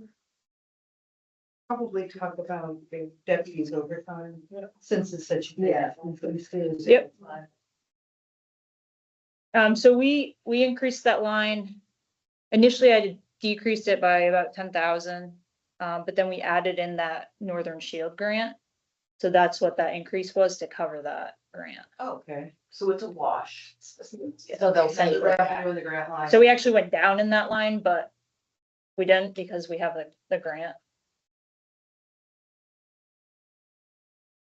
And then deputies, I'm sorry, the deputy line went down a little bit. Is that just Yeah, and based on experience or? Nope, so we only have about 2 special deputies or part-timers that work 2 to 3 shifts a week, and we're losing one of them at the end of this next year for age. And he's had quite a long career anyways. It's time for him to do it. So we cut out 65,000 of our special deputies line, which would be that decrease. And then we also retired one of our lieutenants. So again, we're putting someone in at a lower step. Yeah. Thank you. So, and then there's a slight increase in the bailiffs line for retention and just hopefully getting more people to apply. We upped the pay from 169 and change to, we just added $15 a day. That 169 and change is reimbursed by the state, and then the additional $15 a day will be covered through our budget.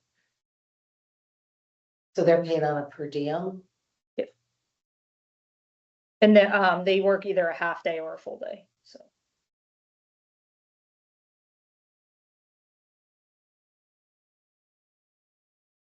So you'll see, if I can just point out, there's $250,000 in revenue for the bailiffs. That's the money we get back from the state, and then we'll pay the additional 5,000, the additional $15 per day that you're paying. Okay. My next question is on 390 investigations, just that there's a $2,000 decrease. Just wondering. That was. Yep, so we looked at those numbers again. It was mainly to cover things like the TLO, the TransUnion thing, that contract that we came to you about months ago now, which is that tool that we can use to look people up for their last known address and whatnot. We were paying for the same service through LexisNexis. We're gonna be getting out of that. We were on a contract, so it ends, I think, in August.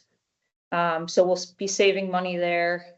We are actually gonna look to get out of the TLO program because now we're also a part of Nespin. So slowly we're discovering all these overlaps of these different resources that we have, and Nespin is an all-encompassing one. What's Nespin? Can you just tell everyone? I don't know what the, I don't, State Police Interdiction Network. It's a Something New like England or Atlantic region based. Okay, program. but they rope all those things in together, like the TLO and then LexisNexis, all of that is pulled together through one state resource. great. So part of the decrease comes from that. We wanted to keep some money in there to cover the ERAD grant that we get, the marijuana one. So again, 7,500 of that will be reimbursed to us anyways. 7,500 of that 12,000. So we actually decreased it a lot, but it just doesn't show. How is your fuel going down? That was my question. You know, we've always historically just had $50,000 in there, Uh-huh. and just look like we haven't used. Oh, okay. I think we've just been good about it. So Well, yeah, the concept being is that there's 12 months in a year. If you spend less than $4,000 a month on fuel, you won't spend $48,000. And the sheriff runs between $3,300 and $3,700 sometimes over 4 in the, months where she's busier. So I think that we might have just used a round number of 50, so we had protection, but I think that the sheriff is realistic with the idea, knowing that. Now, I might not take into effect any crazy gas prices that have changed I was gonna in say. the last We, 6 days, Yeah. but I don't know about you ladies, but we cannot see the future over there, so. and we're really good about going back and forth. If it's cheaper through the state rate, we'll use the state pumps, but if it's cheaper elsewhere, we'll go that route. Must be cheaper at the state currently. It usually is. Even with That's the, a even good with the line. tax exempt status for WEX, it's still cheaper at the Yeah. state. Right now. And the number I did use for that was 3,500 roughly a month. That was our average across the last year, so. not that I want to increase anyone's budget, but I'm a little concerned with what's happened. And the news says that although it's gone up a lot, even if the war stops, it may not come down so fast. And I just want to make sure we're not putting you and your deputies in a spot that we have to come back for more money. Yeah, no, I definitely, You use think you the gave- higher you think side. You gave enough? Yeah. Okay, thank you. The only other item I'm looking at is state aid. yes, that is the Axon agreement that all the contracts that Jeff Stiegler signed on. So this is the last year. No. No, 2 more years. Was it 3 years? So the good news. Oh, it was, It was weird because they all overlapped at different times and they're all expiring at different times. It's, but we've been in touch with Axon and we're trying to come up with some kind of plan for the future so that we're not looking at a 5% increase on their costs every year. The reason this is going up is because we're picking up more. So all these contracts were originally set up as ARPA requests. But there were some, I remember this now. some things that didn't add up to. Huh. Yeah, so anyways, last year you had to pick up some of the expense and now this year. Picking up the additional contracts that we don't have any ARPA monies to cover, so. We're making the last payment on, what did I tell you, the in-car? The bus is The done. bus is done, the in-car stuff, this is the last payment on to tasers and body cams, I think we have one or two. Yeah, I think. Two more.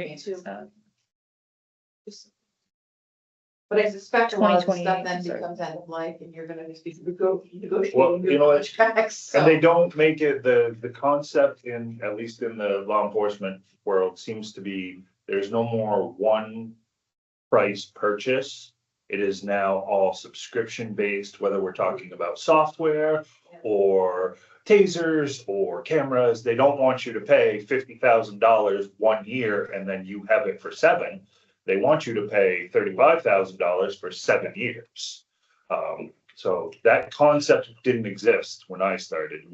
The county made one purchase and then we might have a very small maintenance agreement, but now it's all subscription based. And if you have 30 employees, it's this month. If you have 40 employees, it's this month. Great business model. It's sustainable. But it's now like, if you buy Microsoft things, you used to be able to buy the disc You and bought- you had it. and Now you buy the license. Yeah. And the price goes up every month. Yeah, so. All right, let's look at the capital.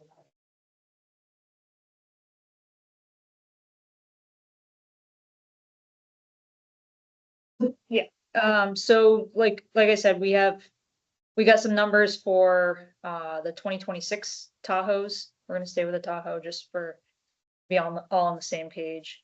And they were right around 60,000. And then, like I said, 20,000 covers the upfit of a vehicle. We do reuse quite a bit from the old cruisers that we retire.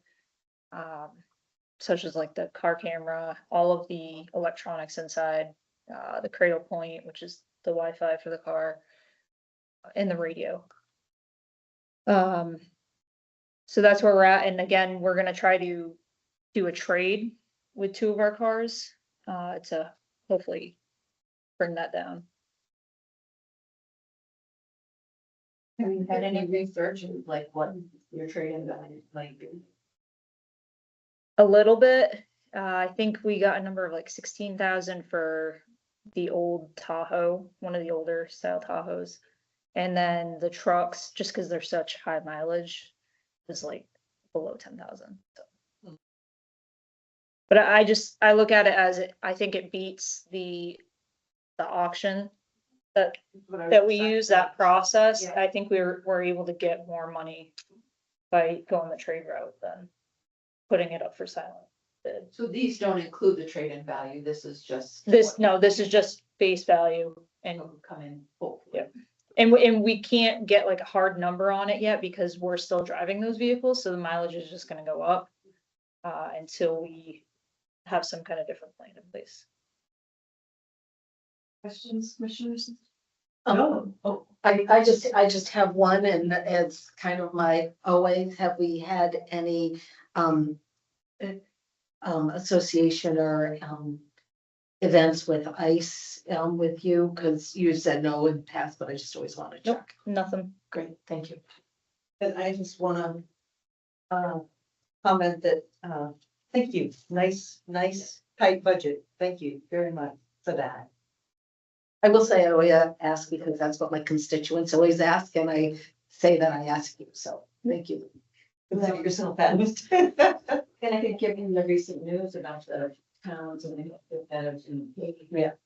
Quite a bit of funding. Yeah. Or their officers. Have we been approached about anything? No, I just got like a generic email that was rolling out. But you had to have like rests under it and whatnot, and that's not why we signed on, so. Thank you. I appreciate you being so forthcoming. Well, I think we gave you back some of your schedule today. You absolutely did, Excellent. thank you. Thank you.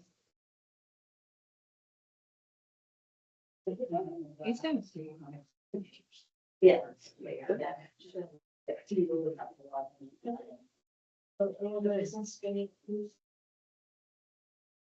Good question. I saw that this morning, but I didn't read about it. Is there 14 towns? What's going on? the number 13 or 14 towns, I think, that are being paid To do. to do some. So the one that I read about last night was, the town of Carroll, was getting, 122,000, I wrote it down here. 122,004, the officers, which I believe are all of them, including the chief, are all involved in some way. And obviously, 122,000 is not covering their full costs Right. of the. I didn't say this before when the sheriff was still here, but there are members of the public on, and I appreciated her comment and I wanted to amplify Yeah. it in response to Commissioner Hedberg's question. That's not why she signed on. She didn't sign the 287G to be in accordance with this new program. I wasn't sure what she meant by that. So, but I am not in favor of the 287G We know. program in general, but I will say that I am reassured that it has not been a focus. And certainly not in her budget, that I it's a don't know focus. if it has been a focus. I feel like we've only gotten one report and it was on training, so I really don't know. But we've asked, but when we've asked, they have not had any interactions, they've not been in None cooperation. that we paid for. She didn't distinguish in that way. She didn't differentiate. Well, I thought there was some work being done. The only work that I know that was done was the training. And when I've asked, and when I met with her in person and now was there, have we worked with ICE in any way? The answer has consistently been no, and that's why I asked again. I have no reason to doubt that, but I do want to ask every time It's important with the. because it's Well, very and I have to important. say though, I think the 91As, that, is it right that they had from ACLU? Right. None of those have been. none of those have been for anywhere in the state. So maybe people would like to look at their mileage and make sure that those are up to date and everything was on the other end to include, this goes back to January. This is a long ago now, that's. Oh my goodness.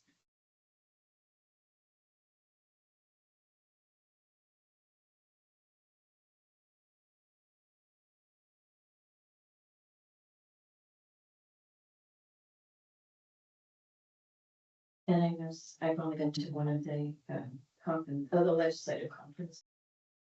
And I don't remember going down to Concord.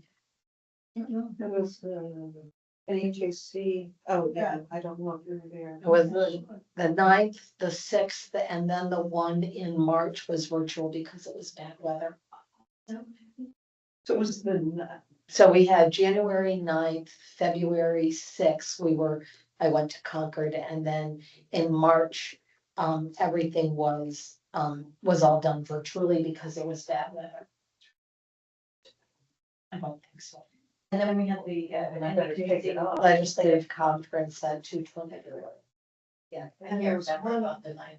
There was one, okay, I have the January 2nd, and then I don't know, I've had to miss a couple, I don't know if the 1/9 or something. 1/9 was at 8, I have, and 2/6 were the ones I went down for.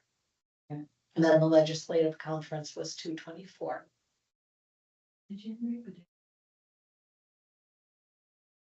Right. Oh, that's sad. I think while people are still on, I would like to offer condolences, and let people know on the recent passing of long-term commissioner Omar Ahern, and offer condolences to, certainly family and friends, and he was a, dedicated public servant in New Hampshire for many, many years. And if people don't know, I just wanted to let people know and that it just offer condolences. Thank you for that. Do we usually, can we, I mean, is there I couldn't find anything online about it We can talk about that, I think. next later, do you think? Yeah, Commissioner Piper told me this morning, on our way in that, she had been in contact with a family and was getting some details on when a service might be. And That'll be posted. And we also, I don't know if the sheriff, I know that there's some department heads here who are very fond of Commissioner Ahern. Superintendent Lethbridge and the sheriff are among them. Craig Labor, I talked to some of those department heads personally in advance, letting them know that the situation was very dire. But we haven't notified the county campus yet. Yesterday, I did yesterday. I didn't get the, Oh, I didn't know, you all knew. I sent it to the department heads. oh, okay, I thought we copied to the commissioners, okay.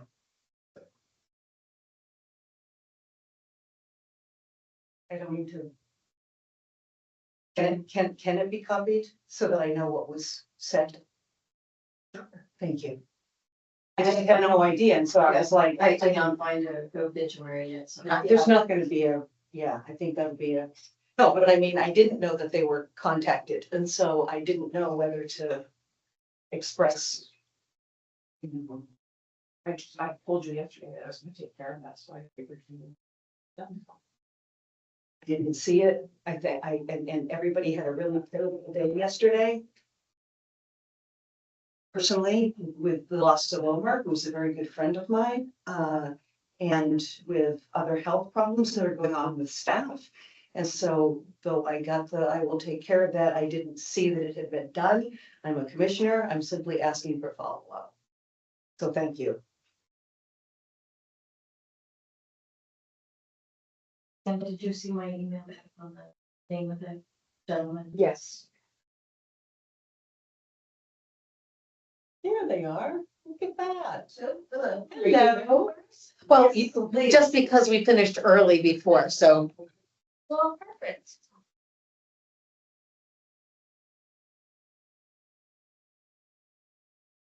Hello, everybody. Oh.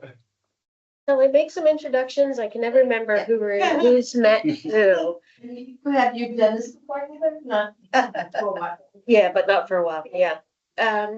So we have our three commissioners, Commissioner Hepburn, Commissioner Piper, and McLeod. I'm sorry. I spaced the name. And then we have our County Executive Director, Julie Libby, and our Administrative Assistant, Sam Norcross, and our Assistant County Executive Director, Holly, and I'm gonna let you pronounce your last name. Else. Sorry, I'm still struggling with that. Me too. And then these are my colleagues from Extension. This is James McCain and Paul Barantona. That's impressive last name. It takes time, but with practice, one can do it. Yeah. Oh, you could hear recently. So, I was here the last time we had this check-in, because we were with Donna and, this presentation, and I try to make the rounds when I can. So, yeah, Heather has a counterpart in every one of our county offices. They serve our county as our county office administrator. Donna formerly served the last 6 years. They're 2-year terms, but we try to rotate around the staff so they can introduce to different county leaders and create more relationships.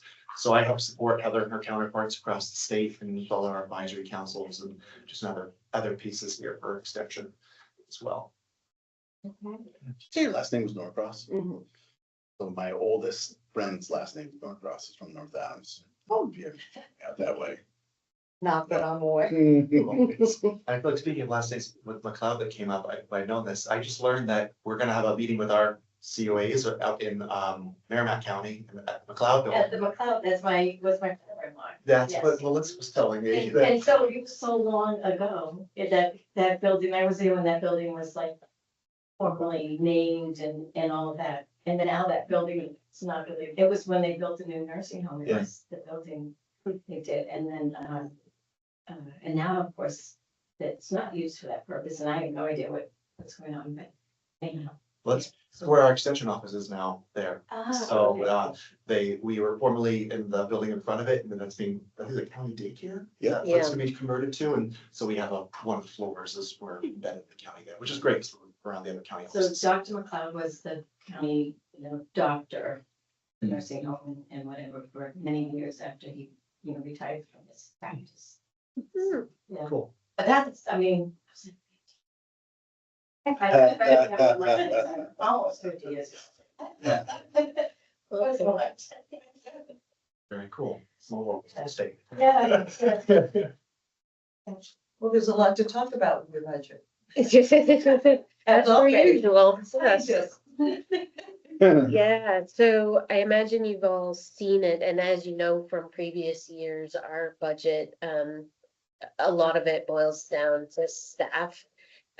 So there are some increases related to the increases, in, salary, and health insurance for our staff. For the two lines that are with UNH, that's the salary for professional staff and the extension operations. Based on the contract with extension or the MOU with extension, that goes up every year by the CPI, which is 2.6%. Now, is it two professional staff that are county employees? No, Yes. wait. Oh, yes, Teresa. yes, sorry, Teresa and. Teresa and I'm Chris. sorry I interrupted. No, that's quite all right. Well, I, Lisa, Commissioner Hedberg and I have gone down to see Teresa, and I'm trying to remember the number of years that she's been. And wasn't she one of the 20 ones? it's somewhere right around Yeah. 20. Yeah, I Yeah. think she was the 2010 that we did. Yeah, I think she Oh, went wow. too. Yeah, and Chris has been here even a little longer than that. Yeah. She started maybe 2 or 3 years before Teresa. So maybe next year she'll be the 25-year pay. I don't know. Yeah, And they've been here a while. they have, Yeah. yeah. But you were then talking about the professional staff and that's Yes. the UNH and you were talking about the CPI for that. Yeah, so, based on the MOU, those numbers go up by the CPI every year. So, if I remember correctly, and James will correct me if I don't, but, the county pays for 25% of an average field specialist and 75% of an average, program manager. So, here in Grafton County, we have 4 field specialists and 1 program manager. And those numbers are an average and they go up by the CPI every year. Can you just talk a little bit about those professional staff and what those positions are, just because we do a public audience, helpful. Can we take one step back for just one second? So in general, extension would use the CPI when we would ask for an increase for, it was probably 4 years when the CPI was around 8%, that we were not asking for the CPI increase. We stayed in the 2% range when we were asking for increases. So we don't always use the CPI this year. The CPI is right around 2.6% from the FY25. So, yeah. So for our professional staff, we have 4 field specialists. So that would be, Jim Frone, our county forester, Mary Choate, who works with food safety, Sue Cagle, who is our community and economic development person, who's actually, her office is actually in Plymouth. And then me in food and agriculture. And then our program manager is Donna Lee with the 4-H youth development program.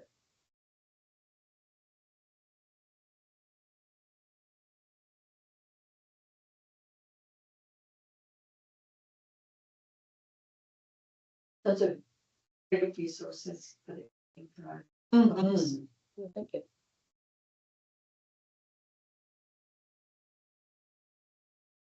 Questions? No, everything was fairly straightforward. Thank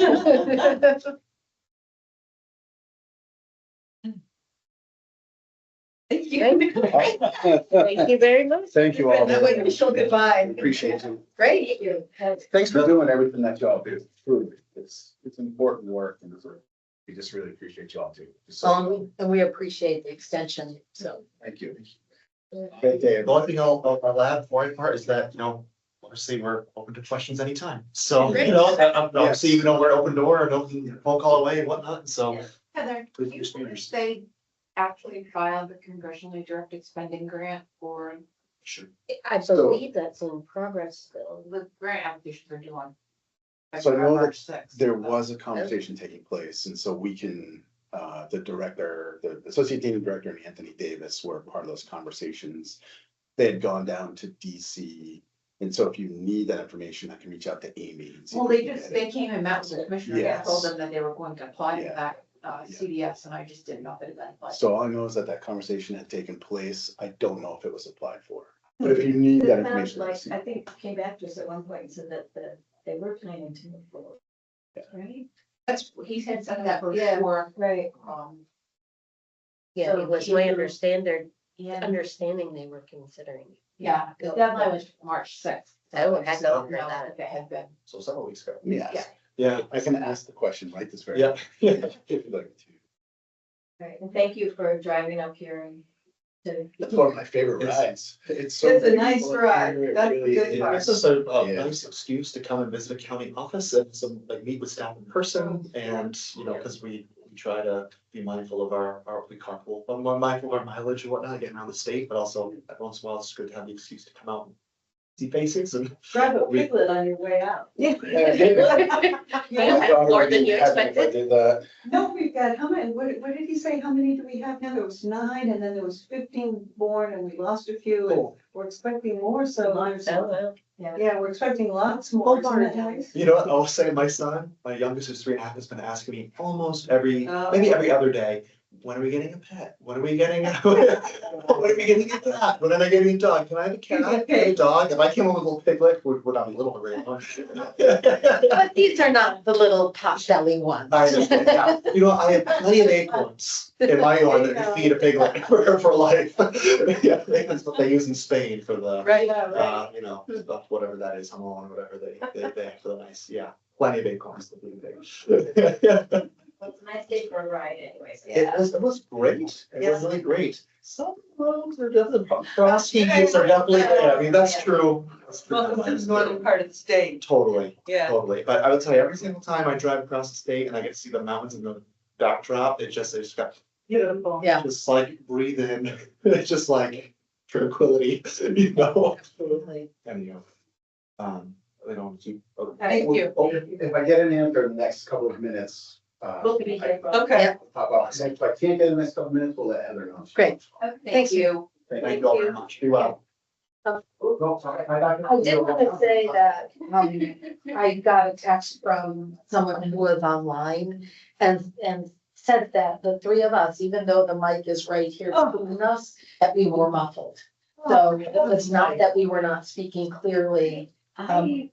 And it was, Ann Garland was on and she did say that she could hear the sheriff clear. She was on for a little bit and she said she could hear the sheriff clearly and that we were muffled and there was no closed captioning. So I don't know.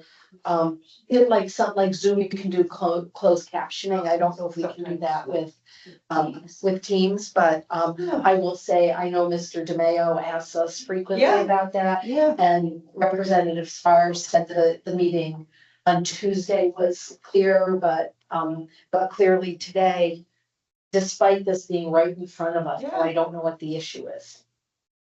I don't know what the issue is either, and I haven't had to attend remotely, but when I used to attend remotely from time to time, the sound was horrible.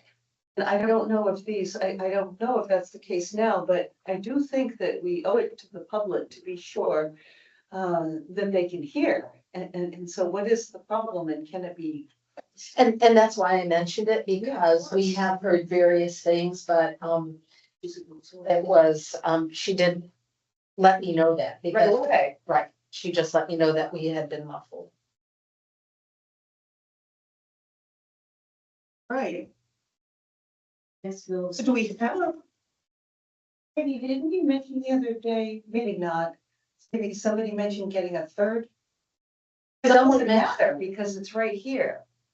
Right, when it came up after the executive meeting on Monday, someone mentioned, it might have been Representative Spar, should we get a third? And then he was on Tuesday and said that he had heard, well, so I don't know. I had no problems when I was Right. in London And it might be a Might have to question be a for connection Scott. too. What? It might have something to do with Right the there. virtual Right. internet connection. I mean, this is, I don't know how much a third one would help because this is right. in front Right, of us. right, exactly. Well, the other thing is, how do we know what's wrong and how do we fix it when we get such Various. varied reports from things? So Exactly. it goes back to what Sam's saying, Right. is that it might be each individual person's connected. Right, and that's why I thought I would mention it, but it was interesting that they heard the sheriff well.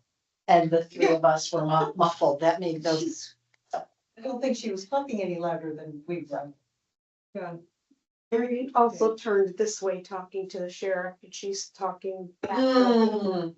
The microphone's literally right. Yeah, right, that's why it was so odd to me that they heard one and not the other. Anyway, But we can ask Scott to come on. Yeah, At some point. let's do that. Yeah. Hey, if there's nothing else before us, motion to adjourn, so moved. Second? all in favor? And, and you'll just